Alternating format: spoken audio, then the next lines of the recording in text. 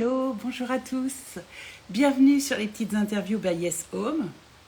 Pour ceux qui ne me connaissent pas, je suis Véronique Dubourg, je suis comportementaliste canin dans la Sarthe et j'ai à cœur de vous partager ma vision du chien en invitant des spécialistes de choix pour vous aider à mieux comprendre votre chien. Aujourd'hui, on va parler bien-être et on va parler massage canin. Ah bah, alors, Elodie a rejoint la vidéo. Du coup, si tu as rejoint la vidéo, c'est à toi de m'envoyer une invitation à te connecter. Je le fais quand même de mon côté, je sais pas trop. C'est toujours le petit moment. Alors, attends. Tac.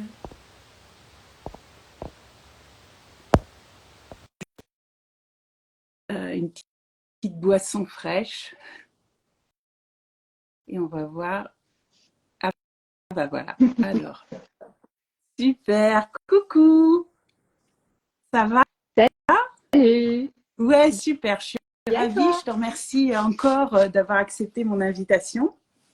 Donc aujourd'hui, on va parler Avec plaisir. massage canin. On s'est rencontrés justement lors d'une formation il y a à peu près 5 ans à Lyon, une formation Vox Animae où tu donnais la formation massage canin et c'est comme ça qu'on s'est rencontrés. Donc pour ceux qui ne te connaissent pas encore, je vais te demander de te présenter, voilà, de nous dire ce que tu as envie de nous dire. Ok. Eh ben, bonsoir tout le monde. Donc, je suis Elodie Martin. J'ai créé et je dirige donc le centre Yapados qui se trouve dans le 28 en région centre. Et donc, je délivre plusieurs formations autour du bien-être animal, dont le thème de ce soir sur le massage canin.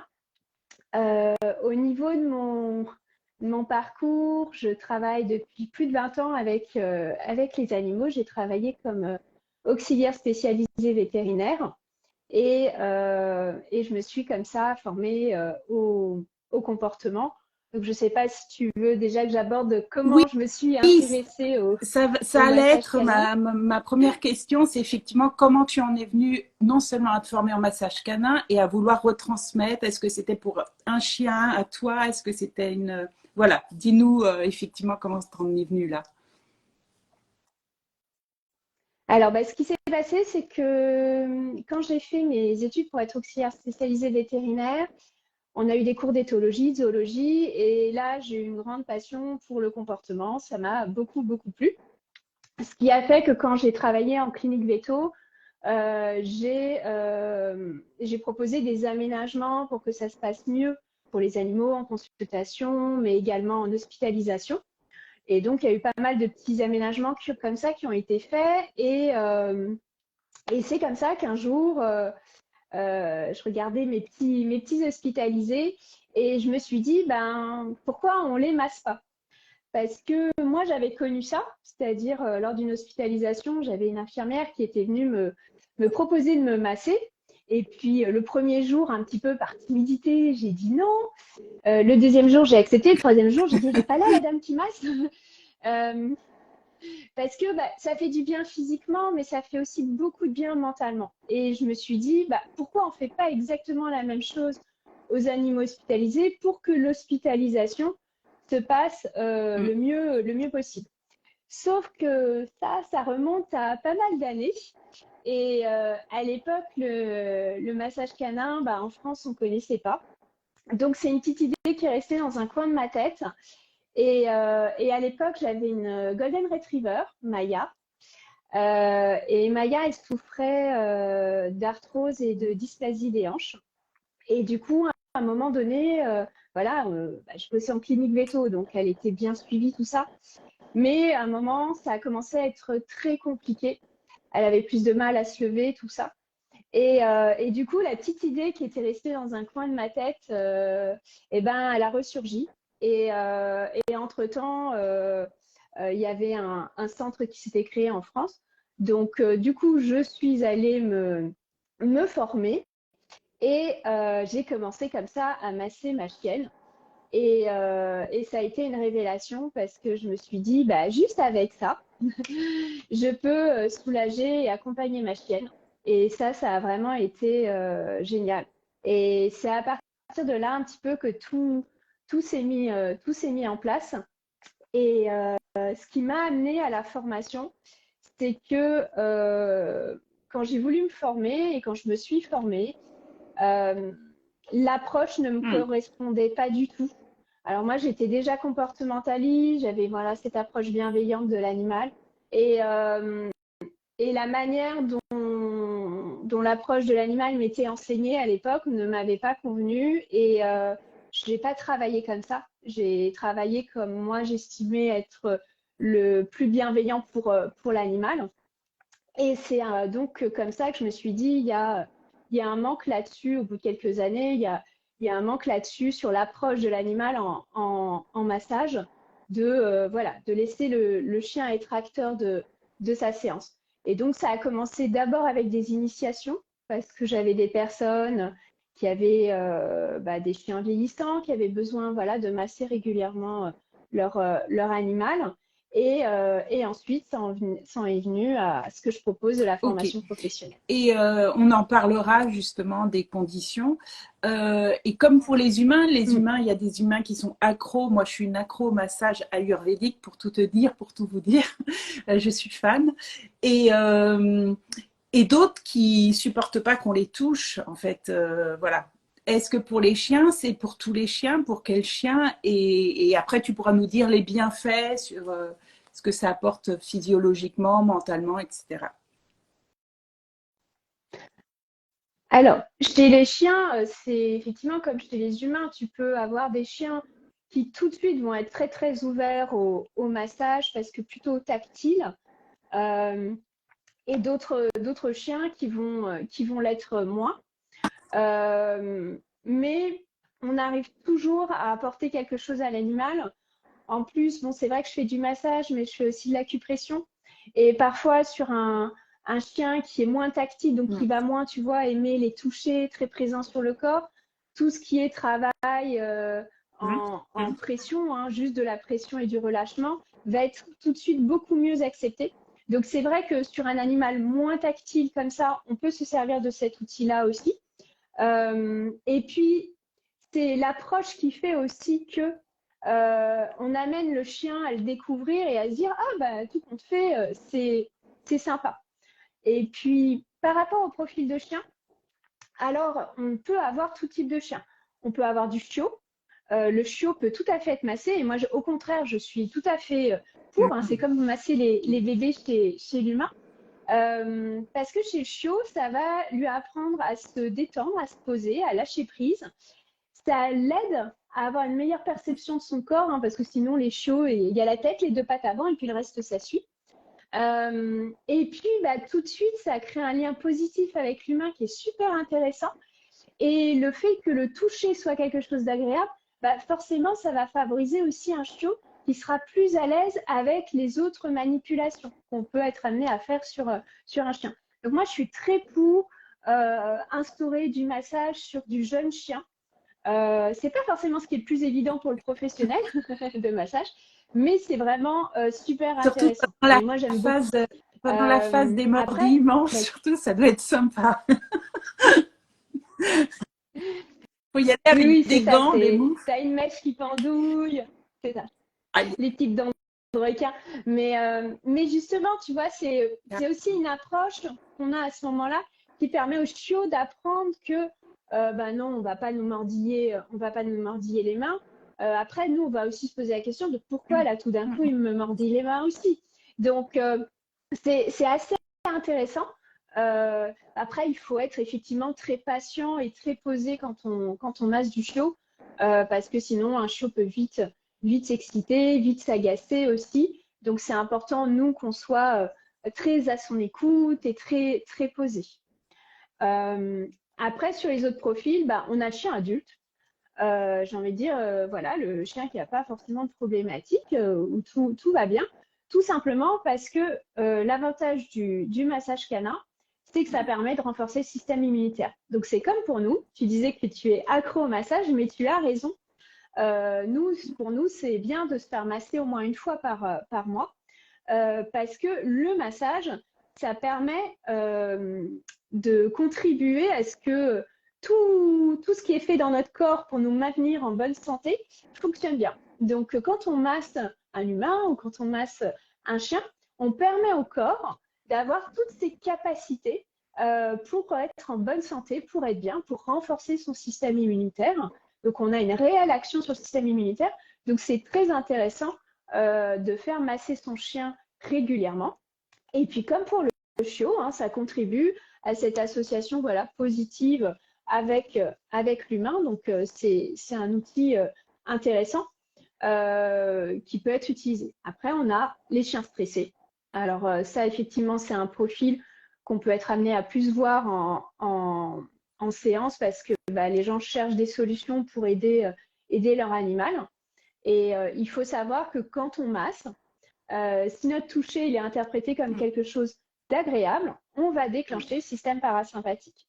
Et donc, le système nerveux parasympathique, lui, il est là pour mettre l'organisme en état de repos, pour restaurer tous les organes qui ont souffert du stress. Donc, c'est un outil super intéressant pour ces profils-là. Encore plus si c'est un chien qui est craintif humain, qui a un petit peu peur. C'est vraiment un outil en parallèle du travail que va faire le comportementaliste, l'éducateur, pour réassocier l'humain à quelque chose de positif, au toucher de l'humain, pour que ce soit vécu comme quelque chose de positif pour le chien. Donc, je trouve que c'est vraiment un outil super intéressant sur les profils de chiens stressés. Et un autre profil qu'on est souvent amené à avoir, c'est les chiens âgés. Donc, effectivement, voilà, le massage bien-être, c'est un outil pour accompagner les chiens âgés, pour leur apporter de la détente, du confort, pallier le manque d'activité, parce que voilà, le chien âgé ne peut plus avoir autant d'activité avant. Alors, il faut continuer à lui en proposer, mais on est obligé de faire attention. Donc, c'est vrai qu'on peut pallier à ça grâce au massage. Et puis, on a quand même beaucoup d'anxiété qui se développe chez les chiens âgés. Donc, le massage va aussi aider là-dessus. Donc, c'est vraiment un outil intéressant également sur les chiens vieillissants. C'est ça. Et je on libère de rebondis l'endorphine. sur le système parasympathique et sympathique. Effectivement, parfois, un chien qui ne redescend jamais en termes de comportement, que ça soit de la crainte, de la réactivité, des peurs, enfin que ce soit, il va pas pouvoir progresser parce que physiologiquement, il va être toujours dans le sympathique, qui est vraiment le système qui est la fuite ou l'attaque, le système où on a besoin d'adrénaline, etc. Et donc là, c'est intéressant d'avoir un levier avec, ça peut être associé donc à un travail comportementaliste, avec un comportementaliste, pardon, d'agir sur ce système, d'activer les nerfs vagues, etc. Donc je trouve que c'est hyper intéressant et c'est pareil pour les humains. Ça va permettre aussi de déconnecter. Donc tout à fait intéressant et complémentaire. On va parler des conditions pour un bon massage. Par exemple, moi, je vais faire pipi avant d'aller et je vérifie que la pièce est assez chaude. Donc, pour les loulous, qu'est-ce que tu suggères? Et bien, c'est le même principe aussi. On s'assure qu'il ait fait pipi avant. Donc, une balade détente. Alors, on va demander effectivement on va demander au propriétaire que le chien ait été baladé, détendu avant. Alors, je précise toujours une balade, comme tu disais, une balade détente. Donc, c'est une balade concrètement, essentiellement du flairage. Pas de balade, on va faire jouer le chien, lui lancer le bâton et tout ça, parce que là, il arriverait en séance de massage un peu excité et c'est pas le but. Là, le but est qu'il se détende, qu'il flaire, qu'il fasse ses besoins pour qu'il arrive dans les meilleures conditions pour la séance de massage. Après, il y a le lieu, effectivement, où on va faire le massage. Alors, en fonction des professionnels, on peut aller à domicile ou on peut recevoir en cabinet. Donc, les deux sont possibles et vraiment, on s'adapte aux deux. Et généralement, les chiens arrivent à s'adapter aux deux. Simplement, on choisira un lieu calme, où on ne va pas être dérangé, où personne ne va arriver, où il n'y a pas un autre animal qui pourrait venir aussi déranger. Voilà, on va faire en sorte que le chien soit dans une pièce où il se sent à l'aise, où il va pouvoir se détendre. Moi, j'aime bien mettre de la musique. Parce que bah pour moi, déjà, moi, ça me permet de me mettre dans ma petite bulle avec le chien. Généralement, ça permet aussi de détendre le propriétaire qui accompagne le chien. Et ça, c'est très important parce que le chien va beaucoup aussi prendre des émotions de son humain. Donc, si on a un humain qui a peur qu'on fasse mal à son chien ou qui n'est pas à l'aise, bah, le chien va le ressentir et donc lui, il ne va pas non plus lâcher prise. Donc, c'est important d'avoir un humain qui est bien, qui est à l'aise, qui est confiant avec nous, qui est détendu. Donc, avoir une petite musique apaisante qui va aussi apaiser l'humain. Et puis, j'ai remarqué que ça crée un réel rituel avec les chiens qui viennent en séance. Donc, ce qui se passe ensuite, c'est que ils ont repéré la musique et que quand tu mets la musique, et ben, du coup, ils s'étirent, ils se mettent Super. déjà en condition. Donc, c'est des petits rituels que j'aime bien. Ouais, le tapis, j'ai un tapis de massage, je mets un petit plaid, enfin voilà. Du coup, le chien, il a son petit rituel, son petit plaid, le tapis de massage, la petite musique, et ça l'aide à se mettre en condition en se disant, ah oui, c'est le massage, donc là, je sais. Et donc, très souvent, moi, ce qui se passe, c'est que bah, du coup, quand les chiens arrivent, bah, moi, voilà, je masse là. Quand les chiens arrivent et qu'ils voient le tapis, ils y vont, et C'est souvent, ils calme. s'étirent et ils Mm. s'allongent sur le tapis. Et puis, ils me regardent en mode, on commence. Donc, j'aime bien ces petits rituels qui aident le chien à se, à se mettre en condition. Et ensuite, j'ai une approche au niveau du massage, comme je te disais tout à l'heure, effectivement, et je forme aussi comme ça, donc la formation que tu as suivie, c'est que je laisse le choix au chien. Donc pour ça, je masse au sol, je J'allais te masse pas poser la sur question. table, parce que pour moi, J'allais te ouais, poser la question. ouais. Parce qu'effectivement, oui, non, mais c'est vrai, parce que tu as raison, c'est important. Parce que le souci de mettre le chien sur une table, déjà, beaucoup de chiens sont pas à l'aise avec la hauteur. Du coup, pour que le chien soit vraiment confort, il faudrait une table très très large parce que sinon, quand vraiment il va lâcher prise et se Ouais. détendre, il va avoir soit un bout de tête un peu dans le vide, soit des pattes un peu dans le vide pour les grands gabarits. Euh, Mm. Ça veut dire le monter sur la table. Et en plus, ça veut dire que mine de rien, il est contraint de rester là parce qu'il y a cette notion un peu de vide. Et certains chiens, ça va un peu les inhiber, donc ils vont rester là, mais pas forcément parce qu'ils en ont vraiment envie. Et ça, moi, je veux pas. Je veux vraiment que ce soit très clair avec le chien. Il a le droit de dire non, il a le droit de dire que c'est fini, il a le droit de venir, de repartir, Mm. de revenir. Voilà. Il y a des chiens comme ça qui vont faire un petit peu le yo-yo, mais c'est important parce que le fait qu'on laisse le choix au chien, ça le rassure et il est maître de la séance. Donc, il va pouvoir dire, voilà, ce qui convient pas. C'est pour ça que je suis aussi extrêmement attentive aux signaux de communication du chien pendant la séance. Et ça crée un réel dialogue qui est super intéressant parce que du coup, le chien, il va avoir confiance en nous parce qu'il sait que s'il y a quelque chose qui ne va pas, il va nous le dire et que nous, on l'écoutera et qu'il n'y a pas de souci. Donc, ça lui permet d'être plus confiant pour nous laisser faire des choses. Et en plus, il y a une véritable communication qui va se mettre en place parce que du coup, le chien va nous donner des infos sur les zones dont il a besoin, où il a envie et tout ça. Et c'est un petit dialogue qui va se mettre entre le chien, nos mains. Et c'est ça qui est vraiment intéressant parce que c'est ça qui fait qu'au fur et à mesure, on a vraiment un super boulot qui est fait et toujours en collaboration avec Oui, le mais chien. génial. Ben, justement, j'allais parler du consentement. Et pour l'expérience que j'ai vécue, il se trouve que donc il y a 5 ans, Yes, pour ceux qui ne la connaissent pas, c'est un petit Shiba qui a 6 ans maintenant.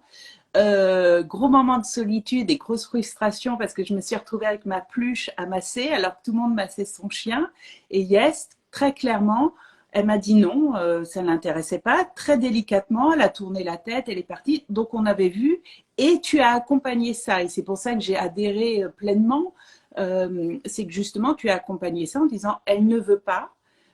Et elle a voulu le dernier jour, donc c'était un peu frustrant, mais voilà, c'est très très important le consentement, et c'est pour ça qu'effectivement au sol, un chien peut partir, peut se détourner. Sur une table, il y a déjà, ça me fait toujours tiquer parce que effectivement en termes de consentement, donc c'est pour ça que oui, je sais, je t'ai demandé parce que je connais ta façon de travailler qui est très respectueuse. Donc, du coup, dans tes cours, pour les personnes qui veulent se former, tu vas avoir des cours sur les signaux de communication. Tu vas comment comment tu peux, quels sont ces signaux? Et j'en profite pour vous inviter si vous avez des questions, n'hésitez pas à les poser aussi en commentaire, on se fera un plaisir de répondre. Donc, oui, en formation, on a quand même une grosse partie, je suis comportementaliste, donc forcément pour moi c'est très important d'avoir des bonnes bases sur la communication pour que les participants en formation, donc les futurs professionnels, ils soient à l'écoute du chien et ils comprennent ces signaux-là. Parce que pour moi, c'est super important. Donc, on va parler des signaux d'apaisement, on va parler de tout ce qui est signe de stress, on va parler de la conduite agressive.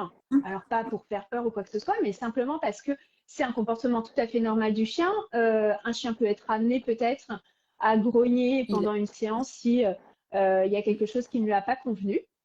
Et c'est normal et on ne se fâchera pas. Et, enfin voilà, donc ça, j'aborde énormément ça. Par exemple, ce que j'aime aussi, je vais demander à ce que les propriétaires ne demandent surtout pas à ne pas bouger sur le tapis ou tiennent le chien sur le tapis. Ça, c'est non, parce que le chien, concrètement, serait contraint de rester. Donc, ça, c'est des choses aussi qu'on aborde en formation par rapport au propriétaire, comment guider le propriétaire, comment lui expliquer comment son chien aussi communique pour que le propriétaire se rende compte que là, le chien, il n'avait pas envie ou qu'il faut lui laisser plus de temps. Parce qu'il y a aussi ça. Cette communication avec le chien, elle passe aussi avec ne pas presser les choses, bien observer le chien. Donc ça, en formation, voilà, on revoit tous les signaux, toutes les postures de corps du chien et tout ça. Donc c'est pour ça qu'il y a aussi de la pratique, qu'après les 7 jours de formation, on a encore de la pratique pendant les 6 mois. Parce qu'il y a la pratique manuelle, mais il y a aussi la pratique de la communication avec le chien, comment aborder tel ou tel chien. Et tous les chiens sont différents. Donc, il faut savoir s'adapter. Il n'y a pas une règle. Il faut savoir s'adapter à chaque chien. Donc, tu parlais de l'exemple de Yes en formation. Et je me rappelle très bien parce qu'effectivement, je me rappelle que pour toi, c'était pas les premiers jours, c'était pas évident de voir les autres étudiants qui pouvaient masser leur chien facilement et Yes qui se montrait plus réservé par rapport à ça au départ.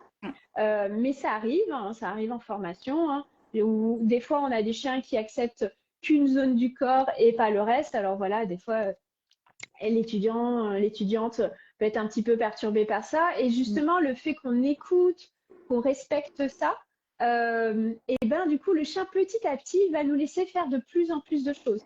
Alors que si on le forçait, peut-être qu'on y arriverait ce jour-là, mais déjà, c'est contre-productif, hein, parce que là, il est où le bien-être si on force l'animal à recevoir un massage? Et en plus, sur du long terme, c'est pas du tout constructif. Alors qu'en prenant notre temps, le chien nous fait de plus en plus confiance et donc nous laisse mieux travailler par la suite. Souvent, je fais le parallèle, hein. L'humain, il prend rendez-vous pour son massage. Donc, c'est lui qui a pris rendez-vous. Il a décidé quel jour, à quel moment de la journée, tout ça. Et il arrive, il sait ce qui va se passer, tout ça. Nous, les chiens, c'est pas comme ça que ça se passe. C'est l'humain du chien qui prend rendez-vous. Le chien, il arrive. Les premières fois, il se demande ce que c'est. Est-ce que c'est un veto? Est-ce que c'est un collecteur? Enfin, qu'est-ce qu'on va me faire? Donc, il y a toute cette confiance et ce temps qu'il faut lui consacrer pour que le chien appréhende ce qu'on va lui proposer. Et on va expliquer au chien ce qu'on va faire. Et tout ça, c'est vraiment important parce que sinon, je fais le parallèle avec l'humain, c'est comme si quelqu'un dans la rue nous attrapait, nous allongeait sur une table de massage et nous imposait un massage. C'est ce qu'on appelle une agression. Et ben chez le chien, c'est la même chose. Si on agit de la sorte, ce sera la même chose. Donc pour moi, c'est pas du tout concevable. Donc il y a une grosse partie dans la formation de massage qui est consacrée au respect du chien, au consentement du chien. Donc, on parle même du consentement à la caresse et tout ça, parce que ça va aussi de pair. Donc, c'est vrai que en formation de massage, les étudiants savent que je parle beaucoup comportement parce que pour moi, ça va ensemble. On ne peut pas faire du massage si on n'a pas une bonne compréhension de la communication canine. La petite histoire, ça a beaucoup évolué. Aujourd'hui, je la masse et elle est très... elle est indépendante, mais en même temps, elle a beaucoup de proximité dans ces moments-là. Donc, effectivement, c'était juste une histoire de temps pour elle de timing, donc ne jamais forcer, etc. Et je pensais justement aux chiens hyper contrôlés, tu sais, ces fameux chiens assis, debout, pas bouger à ta place, etc. Est-ce que le cheminement, ils arrivent, est-ce que déjà, tu as des chiens comme ça déjà? Est-ce que ces personnes-là font la démarche de venir ou pas? Oui, ça peut arriver que des personnes, voilà, qui ont l'habitude de beaucoup demander à leurs chiens, enfin voilà, et du coup des chiens qui attendent toujours C'est qu'on ça, leur dise contrôlé. quoi faire et tout ça aussi. Mm, mm. Bah oui, ils sont contrôlés en permanence, donc tout d'un coup, si on leur dit pas ce qu'ils doivent faire et tout ça, ils peuvent être un petit peu perdus. On y arrive, il n'y a aucun souci. Alors très souvent, c'est aussi des chiens où le lâcher prise peut être difficile. Donc on a des chiens comme ça, tu es en train de les masser et tout, donc tu commences à avoir la tête un petit peu lourde et tout. Et là, tout d'un coup, le chien, il se reprend et il se lève et il va marcher dans la pièce parce qu'il se dit, oh là là là, non, non, non, non, ça va pas, il faut pas lâcher prise. Et donc on le voit, c'est des chiens voilà, qui vont faire un petit peu le yo-yo, ils vont partir, ils vont revenir et tout ça, parce qu'ils ne veulent pas lâcher prise. Euh, Après, il y a le lâcher prise de l'humain aussi, parce que des fois, bah, comme tu disais, si c'est est-ce qu'un chien très contrôlé par l'humain, l'humain va vouloir Ouais, dire au ouais. chien, assis, bouge pas, tu attends. Et du coup, nous, on est obligé de reprendre, de réexpliquer avec l'humain que, bah non, on va pas travailler comme ça parce que c'est pas ça qu'on recherche. Souvent, j'ai presque envie de dire que c'est plus difficile pour l'humain que pour le chien qui au bout d'un moment, il comprend ce qu'on lui dit et tout ça dans notre manière d'être et tout ça. Et donc, il y a vraiment ce dialogue qui se met en place avec le chien et ça se passe toujours bien. Voilà, il va se reprendre un petit peu pour pas lâcher prise, il va pas savoir quoi faire. Donc, ça va se traduire par beaucoup de mouvements. Mais c'est souvent des chiens Mm, qui reviennent. mm. Ils partent, ils reviennent, ils partent, ils reviennent. Et ça, il faut l'accepter. Parce que justement, c'est le fait qu'on accepte ça que derrière, les séances se passent super. Et, et on briefe le propriétaire sur l'importance de laisser libre le chien, de faire son choix, de venir, de ne pas venir. Donc, voilà, des fois, il y a beaucoup, beaucoup de dialogue avec l'humain sur l'importance du consentement du chien même d'un point de vue physiologique, hein, parce que si en massage, je force le chien à recevoir le massage, c'est pas de l'endorphine que je vais libérer dans le corps. Hein. Donc, du coup, voilà, on va expliquer tout ça aux propriétaires pour qu'ils comprennent l'importance de ne pas tenir le chien, de ne pas lui demander un pas bouger sur le tapis, mais vraiment de nous laisser faire. Donc, très souvent, bon, tu sais, on va simplement dire à l'humain qui accompagne le chien, il s'assoit confortablement, il est à côté, mais c'est vrai qu'il va donner aucun ordre à son chien et il va tout simplement nous laisser faire pour que le chien apprenne à nous Et c'est découvrir et à nous génial faire parce que c'est une graine dans, dans la tête de l'humain qui va peut-être, si c'est le moment, se questionner sur ce rapport d'obéissance. C'est de l'autonomie pour le chien qui va apprendre, en tout cas pendant cette parenthèse, et espérons que ça dure, à avoir un peu d'autonomie. C'est hyper passionnant. Alors, j'avais une question sur Facebook. Oui, je t'en prie. et juste du coup, je rebondis par rapport à ça, ça me fait penser à quelque chose parce que des fois on me dit ah j'ai ramené Ah des oui. friandises pour le récompenser d'être sage pendant la séance. Et non, alors là, j'explique aux gens que non, je ne vais pas utiliser de friandises. Déjà, on ne lui demande rien. Et souvent, je dis en rigolant, mais la Bien sûr. récompense, c'est le massage. Et, et je leur dis non, là, on n'est pas en train de lui demander de faire quelque chose et du coup de devoir le récompenser avec une friandise ou quoi que ce soit. Je ne travaille pas du tout en massage Bah avec de la oui. récompense ni alimentaire, ni un jouet, ni quoi que ce soit. Il n'y a pas cette notion de faire quelque chose. C'est vraiment juste un échange avec le chien et lui est libre de l'accepter ou non, mais c'est pas quelque chose qu'on lui demande de faire et auquel cas tu seras récompensé pour l'avoir fait. Non, non, le chien va de lui-même se rendre compte ce que ça lui apporte, tout simplement. Et du coup, oui, c'est ça qu'il va demander. Il le voit, ce que ça lui apporte. D'ailleurs, les chiens âgés sont souvent ceux qui s'en rendent compte très rapidement parce qu'ils ont des besoins de ce côté-là, voilà, ce besoin de se sentir détendu, d'être soulagé et tout. Donc les chiens âgés, eux, repèrent très, très rapidement. C'est vrai que c'est vraiment les chiens où très rapidement, ils voient tout de suite l'intérêt du massage. Les plus jeunes, c'est toujours un petit peu plus vif, donc c'est le temps que ça se mette en place. Mais le chien est apte à savoir ce qui lui apporte du confort et ce qui ne lui en apporte pas. Et donc, on n'a pas besoin de conditionnement, de demander, Ah, voilà. Je mais juste rebondissais par rapport c'est à très ça. très important et je pense que c'est quelque chose qu'on devrait euh, ancrer dans tous les domaines de notre lien au chien. En fin de compte, c'est ce consentement, pas de conditionnement, laisser le choix.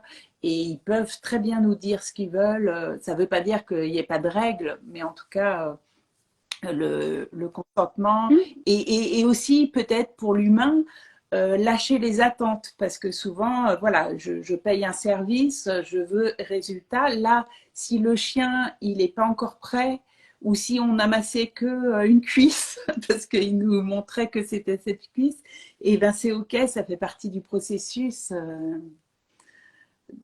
Ouais. Exactement. C'est souvent, je fais le parallèle avec un cours d'éducation. Les personnes, elles prennent rendez-vous avec un éducateur. Je sais pas, on va prendre l'exemple de la marche en laisse. Euh, ben, le premier cours, le chien va peut-être pas nickel marcher en laisse correctement, par exemple. Hein, tu vois, juste pour et les gens le comprennent tout à fait ça. Ils comprennent que par exemple un chien qui serait sensible, qui aurait peur, qu'on travaille voilà, peut-être avec des congénères et tout ça, ça va mettre du temps que le chien au niveau émotionnel et tout ça. C'est Et ça. bien en massage, c'est la même chose. Ça peut mettre du temps et ça fait partie, ce cheminement, il est important de ne pas griller les étapes et ça fait partie du travail. Donc oui, on peut avoir effectivement des séances où techniquement, au niveau des touchés, on n'a peut-être pas fait énormément de choses, mais le travail qui a été mis, ce temps-là qu'on a mis en place et tout ça, il est Bien très, sûr, très, très important. bien sûr. Et donc, j'avais en amont sur ma page Facebook une question. Pourrait-on avoir quelques gestes simples à réaliser sur nos toutous pour leur bien-être? Alors, j'imagine que tu vas pas nous faire un cours là, mais peut-être comment déjà bien caresser un chien? Peut-être, tu vois, qu'est-ce que tu peux nous donner comme conseil sur ce lien au chien là en live dans ces conditions? Alors, effectivement, là en live, c'est difficile sur un temps comme ça de montrer des touchés. Par contre, pour info, je rebondis juste là-dessus. Pour les particuliers, les propriétaires de chiens qui veulent apprendre des touchés, je fais des initiations en massage canin. Donc, c'est sur une journée et je la propose en visio. Bon, en visio Ouais. Zoom, par contre, qui est vraiment un réel échange et que je puisse voir les chiens et les gens toucher leurs chiens. Alors ça, c'est pareil, juste j'explique un petit peu parce que les gens pourraient se dire, ah, du massage canin en visio, non, mais elle est complètement barrée, celle-là. Mais en réalité, pour des initiations, ça marche très, très bien parce que le problème du présentiel avec des chiens sur une journée, c'est qu'on a un temps d'adaptation et les chiens souvent sont un petit peu nerveux, excités parce que dans la salle, il y a d'autres chiens. C'est pour ça qu'en formation professionnelle, sur la première journée, en règle générale, on ne sollicite pas trop les chiens sur la première journée parce que déjà, ils sont en train de s'acclimater à l'ambiance, à la salle, aux autres chiens, aux humains et tout ça. Et donc, concrètement, du lâcher prise dans des conditions comme ça peut être un petit peu compliqué. C'est pour ça que sur la formation pro qui dure plusieurs jours, le chien va s'y habituer et on arrive comme ça à travailler. Sur l'initiation sur une journée, c'est un petit peu compliqué. Donc, c'est vrai qu'avec les confinements en 2020, j'avais expérimenté et j'ai jamais eu des initiations qui se passaient aussi bien qu'en visio parce que les chiens sont à la maison, chez eux, et maintenant, avec les moyens techniques qu'on a, voilà, les gens mettent bien la caméra. Du coup, je guide vos gestes. Je vous apprends des touchés simples, des protocoles simples pour que vous puissiez masser régulièrement les chiens. Donc ça, voilà, ça, j'en propose. J'en ai une je crois que je me l'étais noté, mercredi 22 novembre. Je fais une initiation en visio. Donc ça, voilà, c'est vraiment pour apprendre des touchés simples pour que vous puissiez masser les chiens. Mais par rapport à ce que tu disais au toucher, bah, déjà, un truc de base, on va parler du consentement à la caresse. Euh, Ça, déjà, c'est la base. Moi, des fois, c'est quelque chose que je reprends avec mes clients parce que quand je vois un chien un peu réticent aussi en massage, je pose des questions un petit peu de comment il est touché, ce chien, au quotidien. Donc, on n'impose jamais un toucher au quotidien à son chien. On lui demande s'il est d'accord Donc déjà ça fait beaucoup de bien par rapport au toucher. Donc voilà, on va simplement mettre notre main, le chien va venir, on va lui proposer. S'il tourne la tête ou s'il se détourne, mais même juste il fait ça, on ne force pas. Un chien qui a vraiment envie d'un contact, hein, il va approcher sa tête, son poitrail, ou l'arrière-train, parce qu'ils aiment bien le craque-cucu, pour qu'on les touche. Et voilà, et ça c'est déjà la base. Après, j'ai envie de dire souvent, simplement faire un petit peu de lissage, donc c'est-à-dire une caresse appuyée. Et j'ai juste envie de dire attention à votre rythme, à la manière dont vous le faites. Il n'y a pas très longtemps sur Insta, j'ai repris une de mes clientes euh, qui caressait son chien, Le mais shampoing. un peu comme ça. Ouais. Et c'était, ouais, et c'est une chienne qui monte, voilà, qui monte vite dans les tours. Enfin, voilà. Donc, en médecine chinoise, on va parler d'énergie yang et tout ça. Et c'est vraiment ça, hein, c'est quelque chose qu'on parle en formation. C'est caresser vos chiens calmement, tranquille. Surtout si c'est pour les apaiser, c'est pour les détendre, c'est attention au rythme. Donc voilà. Donc tout simplement faire du lissage. Alors le lissage, souvent je parle, c'est un peu comme quand on lisse la nappe sur la table pour pas qu'il y ait de pluie sur la nappe, hein, voilà, ou votre drap par exemple. Donc voilà, on va faire un lissage un petit peu appuyé comme ça, donc une caresse appuyée. Un peu sur tout le corps, éviter le dessus de la tête, c'est pas forcément la Mm. partie la plus appréciée du chien, mais rien que ça est fait avec le consentement du chien, avec un rythme très posé, très calme. Rien que ça, on peut déjà faire beaucoup de bien à son chien Oui, juste avec du oui, lissage. oui. Et puis avec notre intention aussi, d'être présente à ce qu'on Mm. fait. On n'est pas en train de penser à la facture EDF, on n'est pas en train de voir notre agenda. On est à ce qu'on fait. Et effectivement, le shampoing, surtout sur les chiots, ça peut les faire monter en excitation. Et après, on se demande pourquoi ils sont pas calmes. Donc, c'est hyper important de mettre de la présence, voilà, de contact. C'est Et super puis, chouette, ouais, c'est super. Là, on nous parle, j'ai une question sur le yoga du chien. Ce que tu en penses. Je pense bien sûr des séances organisées par une personne et qui donc va imposer le moment yoga au chien. Cela me questionne sur la notion du consentement. Je crois que dans le yoga, les chiens font leur vie et les personnes, euh, je pense pas que ça, enfin, je sais pas si toi tu as quelque chose. alors, je n'ai pas de retour. Alors, j'ai juste vu effectivement des petites images, des petits reportages comme ça, mais je ne sais pas comment c'est amorcé. Voilà, si on apprend des Et figures aux autres. chiens ou pas. Je ne sais pas du tout. Moi, voilà, ça m'arrive de faire du yoga. Généralement, j'ai le chat et le chien qui viennent squatter le tapis, ce qui est vachement pratique sur certaines figures de yoga parce qu'il complique un petit peu la tâche. Mais je pense que justement, ils sont attirés à ce moment-là parce qu'on dégage quelque chose aussi. Et je ne pourrais pas me prononcer par rapport au yoga des chiens parce que je ne connais pas, donc je ne pourrais pas dire. Par contre, ce que j'allais juste dire à ce moment-là, ce qui est intéressant, et je l'ai déjà conseillé plusieurs fois, et je trouve ça très intéressant, c'est de faire de la cohérence cardiaque en présence de son animal. Et ça aussi, ça marche bien. Et ça peut nous aider justement à être dans des bonnes conditions pour des caresses apaisantes, pour un massage, tout ça. Et généralement, les animaux sont effectivement très sensibles à ce qu'on dégage, donc dans quel état on est émotionnellement. Donc, la cohérence cardiaque peut aider les gens un peu stressés, tout ça, pour être à ce moment-là plus détendu. Et l'animal, du coup, sera aussi plus détendu. Donc, ça, c'est vraiment super important. Donc, c'est les chiens sont vraiment des éponges émotionnelles et notre intention, elle est super importante. En formation, on en parle beaucoup parce que très souvent, les étudiants au début, ils veulent faire un protocole parfait, donc ça cogite beaucoup dans la tête et le chien le sent. Et du coup, beaucoup de chiens vont garder leur distance parce qu'ils sentent que nous, on a des attentes. Euh, et quand on a des attentes, pour certains chiens, ça met une pression. Et le chien ne veut pas ça. Il veut pas un massage si nous, on se met la pression et du coup, on lui met la pression. Et ça, en formation, on le voit beaucoup parce que généralement, quand l'étudiant se dit c'est fini, j'ai terminé mon massage, c'est le moment où le chien vient et se colle à l'étudiant. Et souvent, ce que je dis, c'est bah oui, tu C'est as ça. fini là-dedans. Donc maintenant, le chien, il veut bien. Et parce que souvent, ils me disent, mais maintenant que j'ai terminé la séance, il vient. Bah oui. Parce que effectivement, notre mental, notre état d'esprit, notre intention, elle est super importante pendant les séances de massage. Donc, c'est important que nous, on soit bien quand on propose une séance de massage à un chien. C'est important qu'on ait envie de faire la séance.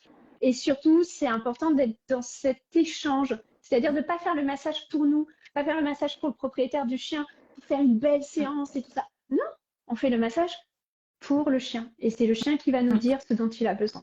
Et donc, effectivement, on a besoin d'être dans cette Un belle intention. une petite précision pour ceux qui ne connaissent pas la cohérence cardiaque, c'est effectivement un rythme de 5 à 6 inspire, de 5 à 6 expire, qui va rétablir le calme, l'homéostasie, etc. Donc pour ceux qui ne connaissaient pas ça, je précise. Alors, est-ce qu'on peut faire mal à un chien avec une initiation, avec ce que tu enseignes? Évidemment, toi, avec ton expérience, tu ne peux pas faire mal, mais est-ce que les personnes qui vont s'y mettre peuvent faire mal? On ne fait pas d'étirements, il y a des choses comme ça où il ne faut pas aller. Alors, on n'a pas, effectivement, lorsque je fais une initiation sur une journée, c'est une initiation.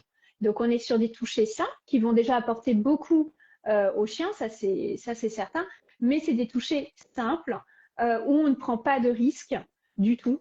Parce qu'on est quand même juste sur l'initiation qui représente une journée. On n'est absolument pas pro en une journée. Donc là, l'idée, c'est voilà, c'est une initiation pour masser son chien qu'on connaît bien, avec des touchés simples. Donc, il n'y a aucun risque. Lorsqu'on veut pratiquer effectivement à titre professionnel, il faut être bien formé pour être bien à l'écoute du chien et donc ne pas faire mal et avoir les bons gestes. Donc, normalement, quand on est formé à titre professionnel, donc voilà, hein, la formation, elle dure 7 jours. Ensuite, il y a 6 mois de pratique. Donc voilà, avec la remise d'un travail, je recorrige derrière en visio avec l'étudiant parce que c'est important. Il y a des touchés plus techniques, donc effectivement, il faut les maîtriser. Mais normalement, quand je forme, justement, je forme de manière à ce que l'étudiant ne prenne pas de risques et donc ne puisse pas blesser l'animal. Donc normalement, voilà, sur quelqu'un qui est formé à titre professionnel, donc vraiment une vraie formation, hein, non, il ne blessera pas un animal parce qu'il est formé correctement. Maintenant, attention, effectivement, je déconseille de faire appel à un professionnel qui n'a pas vraiment suivi une formation professionnelle, qui a suivi qu'une initiation ou quelque chose comme ça. Non, c'est pas en 2 jours qu'on est professionnel du massage canin, c'est pas possible. Ok, et alors on a déjà répondu, tu as beaucoup répondu sur la relation, mais pour terminer, qu'est-ce que ça apporte dans la relation avec notre chien que d'avoir ces moments? Et je préciserai que si, par rapport à la contagion émotionnelle, effectivement, si on le sent pas, si on le sent pas, qu'on est énervé, vaut mieux reporter comme pour tout, que ce soit du medical training. Si on n'est pas, nous, dans un état tranquille, je suggère de reporter pour tout le monde sera gagnant. Et voilà, c'était ce qui me. Donc, par rapport à ce que ça apporte. T'as, t'as raison, hein. T'as totalement raison.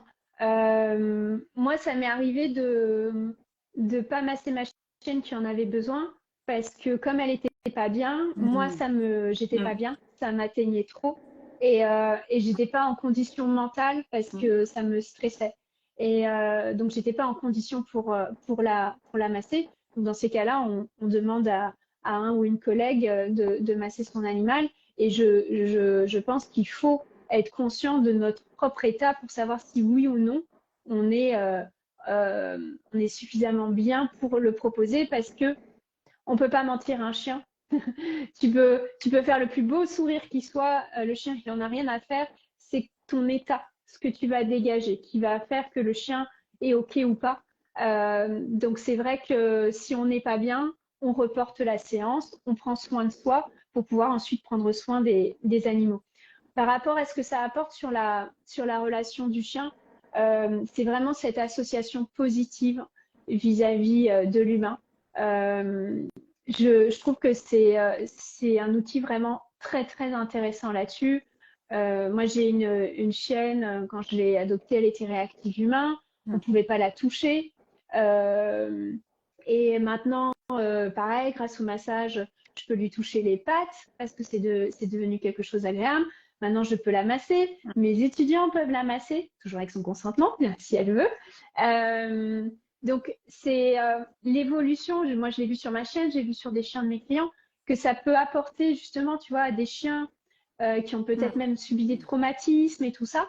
Cette association positive, elle est super intéressante.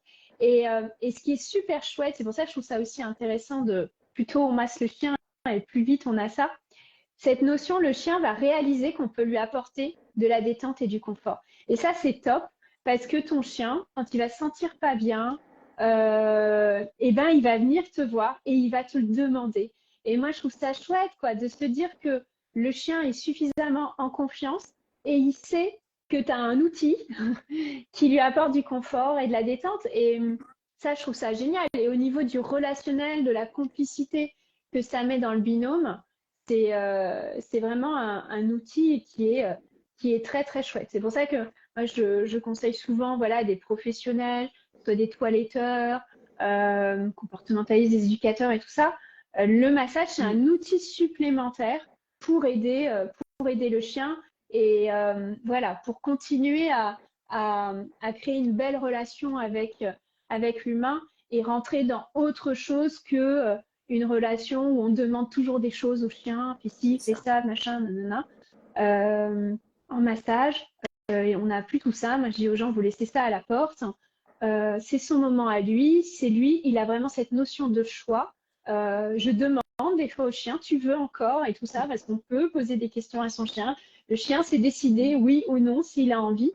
Et voilà, pour moi, c'est vraiment un outil, ça fait partie, il y en a d'autres, hein, mais ça fait partie des outils intéressants pour la relation avec l'humain, pour cette association positive. Écoute, je vais poser mes questions de clôture, sauf si tu as quelque chose à rajouter. Est-ce que tu as quelque chose qui te semble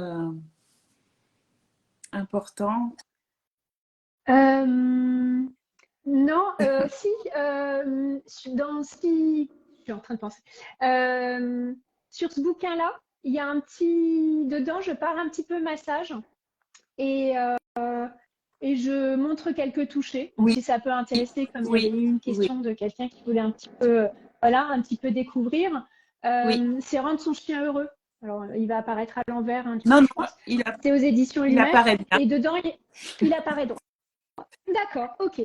Et dedans, voilà, il y a une petite, il y a une petite partie sur le massage. Et, et puis, ben, voilà, pour conclure, ben, je redirais, ben, les humains, ne pas hésiter effectivement à s'initier au massage parce que voilà, c'est des moments de complicité, c'est des moments cocooning avec son chien, donc c'est vraiment sympa de mettre ça en place. Et puis, pour les professionnels, pour moi, c'est un outil très intéressant qui peut venir compléter un petit peu notre petite mallette à outils quand on est comportementaliste, tout ça. Moi, j'aime bien avoir plusieurs outils pour avoir voilà, cette approche holistique de l'animal. Pour moi, c'est vraiment très important. Et moi, ce qui m'a bluffé à l'époque et ce qui me bluffe toujours, c'est tout ce qu'on peut leur apporter juste avec ça Ouais. et une belle intention. Et c'est ça qui est super. Ça ne demande pas des outils, des machins, c'est juste nos mains, avoir la technique, de l'apprendre à le faire et de l'appliquer derrière. Et c'est quand même, voilà, c'est juste là. Donc, il faut s'en servir et c'est vraiment chouette. Et je te parlais de Maya, ma chienne, en début de live sur le fait que voilà, ma chienne m'a poussée à me former. Et c'était vraiment une révélation parce que ma chienne, qui était vieillissante, qui avait du mal à se lever à cause de sa dysplasie, tout ça, bah, après les séances, elle courait. Bah oui. Et je trouve ça génial, quoi. Pouvoir accompagner, tu vois, ton vieux chien. On se sent souvent, quand j'aime beaucoup, moi, travailler avec les chiens âgés, souvent on se sent un peu démuni quand son chien vieillit. le chien, il a tout donné, toute sa vie pour nous et tout, pour nous faire plaisir et tout. Et bah, sur un chien vieillissant, tu vois, juste pouvoir lui apporter du confort juste avec nos mains en étant présent pour lui, moi, je trouve que c'est un super cadeau qu'on Ah, peut leur faire. alors, pour Voilà. clôturer, tu as un peu répondu, mais est-ce que si tu avais un message à nous transmettre, un conseil, ce serait lequel? Bah, c'est beau chien. Avec leur consentement. Avec leur consentement. Et- Toujours avec leur consentement. Ça, pour moi, c'est. De toute façon, c'est indissociable. Je ne masserai pas un chien qu'on oblige à ouais. rester sur une table ou qu'on tient. Toujours, toujours, que ce soit les caresses ou les Oui, massages, je c'est suis toujours avec le vraiment consentement du ravie, chien, je de suis vraiment laisser le ravie qu'on choix. ait parlé aussi de ça, du consentement à la caresse, et aussi bien pour nous, pour les chiens inconnus. Euh, on a encore tendance à caresser des chiens sans leur consentement, et pour les enfants, etc. Enfin, il y a toujours beaucoup à dire. Si tu étais à ma place, qui aimerais-tu interviewer? Ah, oula, qu'est-ce que j'aimerais interviewer? Euh, Parce qu'il y a des gens que tu as déjà interviewés. Euh, Alors, je ne sais pas si on te l'a déjà dit, mais bah, j'aimerais bien Ah, on me interviewer les chiens. l'a J'aimerais pas savoir ce dit. qu'ils pensent, ce qu'ils disent. Bon, ça, ce serait. Ouais. Des fois, j'aimerais bien être dans leur Ou tête dans et leur voilà. nez, moi, Parce j'aimerais que. bien ressentir ce sentir. Ah, Ça, alors, ça, ça doit être des feux d'artifice. Ouais. Et ben, ouais. Alors, ça doit pas être toujours évident parce que avec toutes les odeurs qu'on ouais. leur met, les pauvres. Mais ouais, ouais, non, ça pourrait être intéressant d'être un chien pendant Eh ben, écoute, 24 heures pour savoir. On t'es ferait la peut-être plus première attention à après. me répondre ça. Donc, c'est cool. Ben, écoute, encore une fois, je te remercie infiniment. Le replay sera disponible dans la foulée. N'hésitez pas à le partager, à taguer des personnes qui sont intéressées.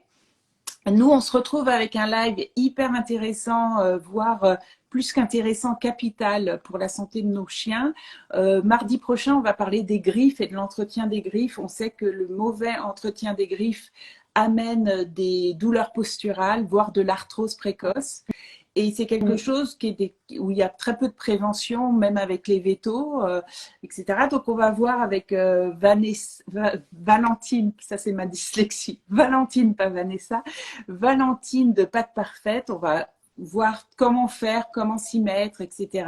Avec le consentement de son chien, en prenant le temps. On va voir les griffes noires. Enfin voilà, ça sera vraiment un rendez-vous à pas manquer. Je te remercie infiniment. Je vous remercie tous de votre présence. Je te dis à très bientôt, Elodie. Et comme disait, Merci pour avec grand plaisir. l'invitation. Et comme disait mon grand-père, prends ce que tu veux et laisse le reste. Salut à tous, bonne soirée. Salut, bonne soirée.